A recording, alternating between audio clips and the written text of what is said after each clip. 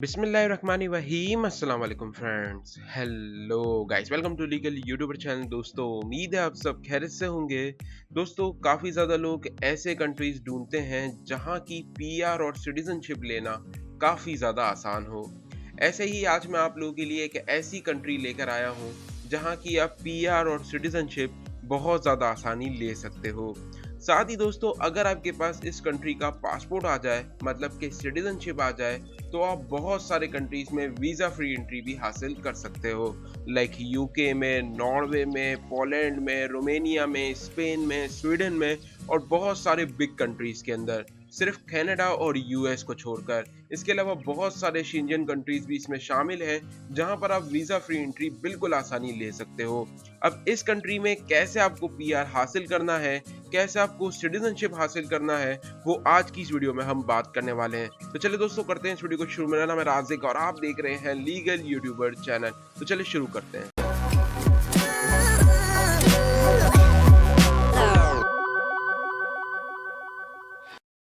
Video को start करने से पहले दोस्तों बता दूं कि जिन लोगों ने अभी तक चैनल को सब्सक्राइब नहीं किया तो या प्लीज नीचे रेड बटन होगा, उसको दबा दो, बेल को दबाना बिल्कुल मत भूलना ताकि आपको मेरा हर नोटिफिकेशन सबसे पहले देखने को मिले।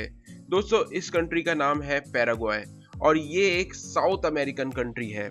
यहाँ पर अगर हम एवरेज सैलरी की बात की जाए तो 500 यूएसडी डॉलर तक जो है आपको सैलरी मिल सकती है।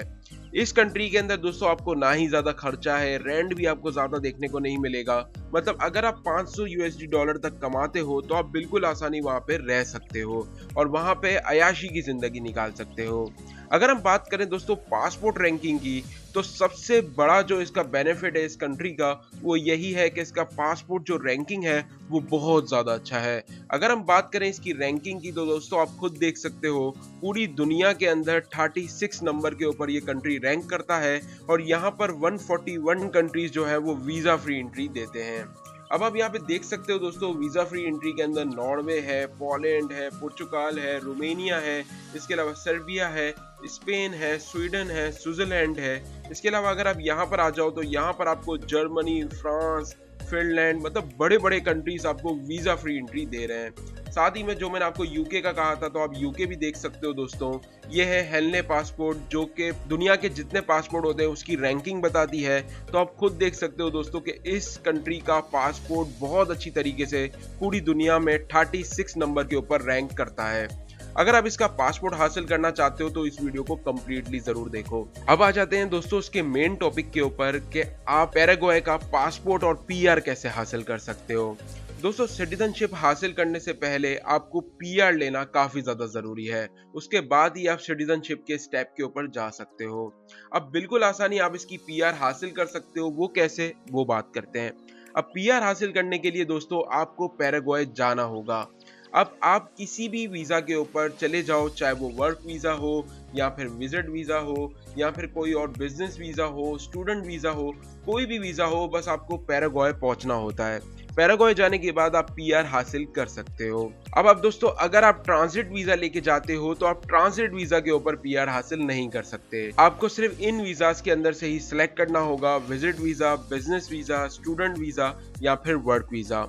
ये 4 किस्म की वीज़ा है, उनमें से आप किसी भी वीज़ा पे जाओगे तो आप पीआर हासिल कर सकते हो। अब हम बात करते हैं दोस्तों विजिट वीज़ा की, क्योंकि इस कंट्री का विजिट वीज़ा आप बिल्कुल आसानी गेट कर सकते हो। अब अगर आप विजिट वीज़ा हासिल करना चाहते हो तो लिंक नीचे डिस्क्रिप्शन में मिल जाएगा। सारी डॉक्यूमेंटेशन वहाँ पे लिखी हुई है कि आपको कौन कौन से डॉक्यूमेंट्स की ज़रूरत पड़ेगी और उसके थ्रू आप जो है वो विजिट वीज़ा अप्लाई कर सकते हो। अब दोस्तों जब आप विजिट वीज़ा हासिल कर लोगे और जब पैराग्वे जाने वाले होंगे तो उससे पहले आपने अपनी होम कंट्री के अंदर बैठकर कुछ काम करने होंगे। नंबर 1 के ऊपर सबसे पहले जो आपके तमाम डॉक्यूमेंट्स हैं, लाइक हेल्थ इंश्योरेंस है, इसके अलावा दूसरे जो ट्रैवलिंग डॉक्यूमेंट्स होते हैं उसको आपने जो है वो कन्वर्ट करवा लेना है स्पेनिश लैंग्वेज के अंदर, और वो भी किसी अथॉराइज्ड टाइपिंग सेंटर से।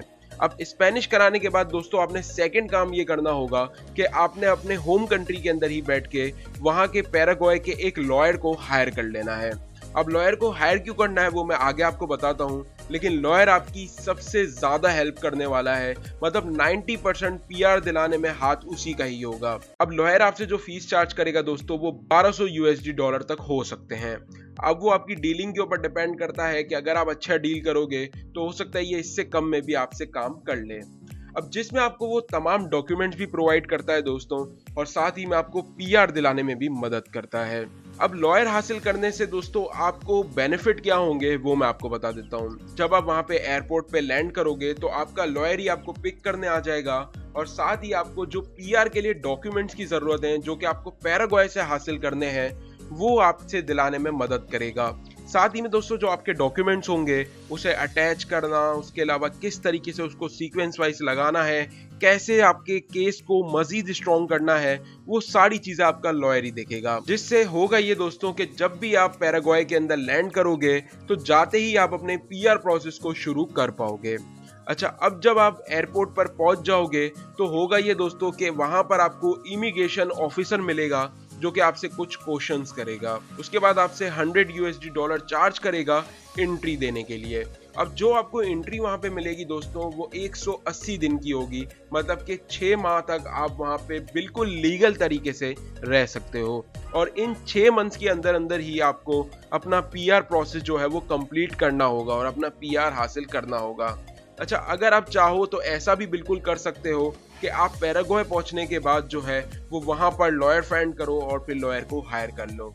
लेकिन अगर आप अपनी होम कंट्री से ही हायर करोगे तो उससे आपका बेनिफिट ये होगा दोस्तों कि आपका टाइम भी बचेगा और आपके जाते ही आपके डॉक्यूमेंट्स जो हैं वो रेडी होंगे और आप फौरन ही अपने पीआर प्रोसेस को शुरू कर सकते हो।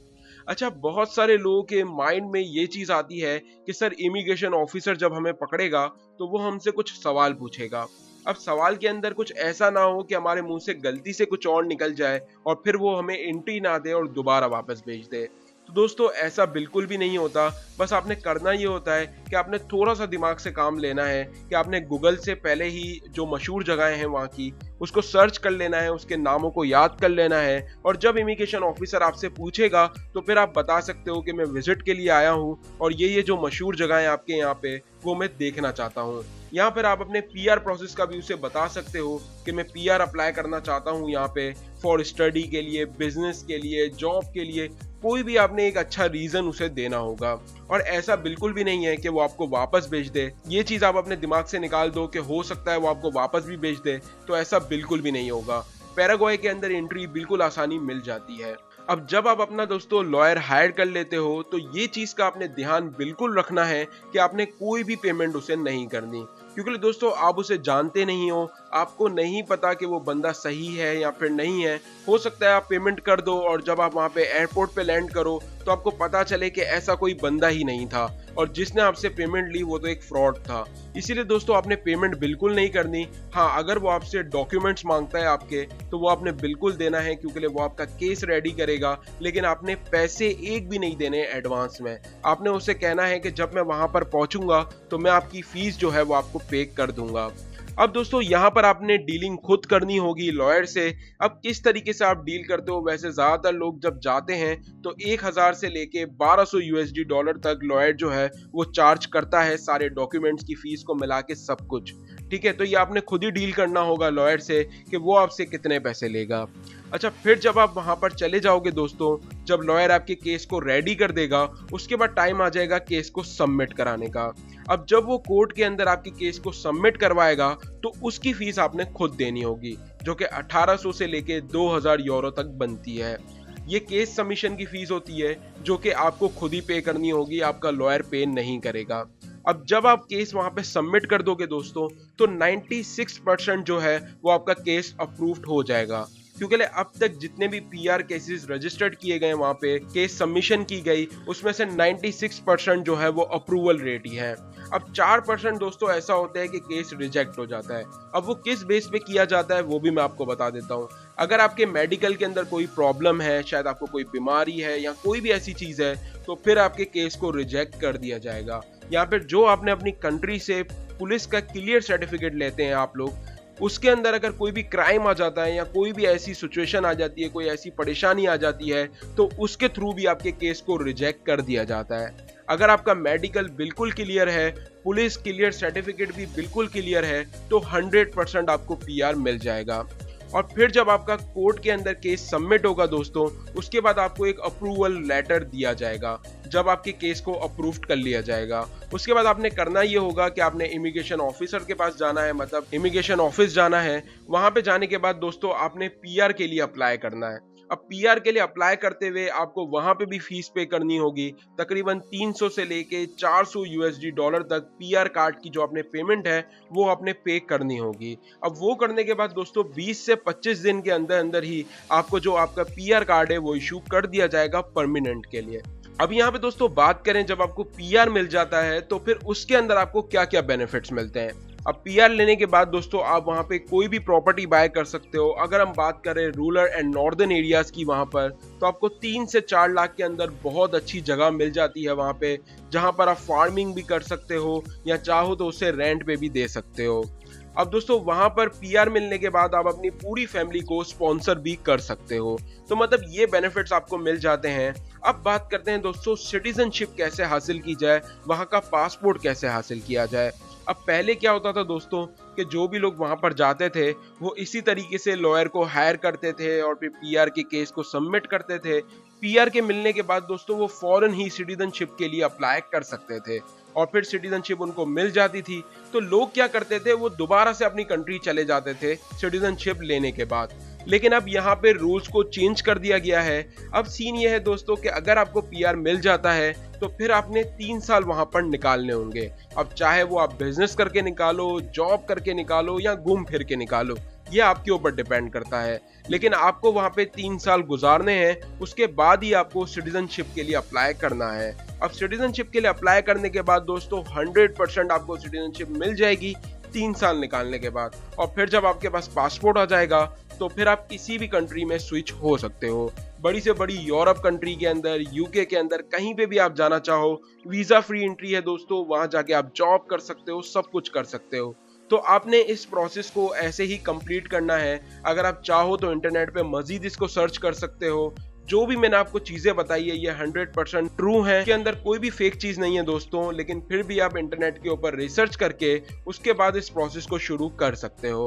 तो फ्रेंड्स, उम्मीद करता हूं कि आपको वीडियो पसंद आई होगी। अगर प्लीज पसंद आई हो तो वीडियो को लाइक कर देना, चैनल को जरूर सब्सक्राइब कर देना। मिलते हैं किसी नेक्स्ट इंटरेस्टिंग वीडियो में, तब तक के लिए गुड बाय।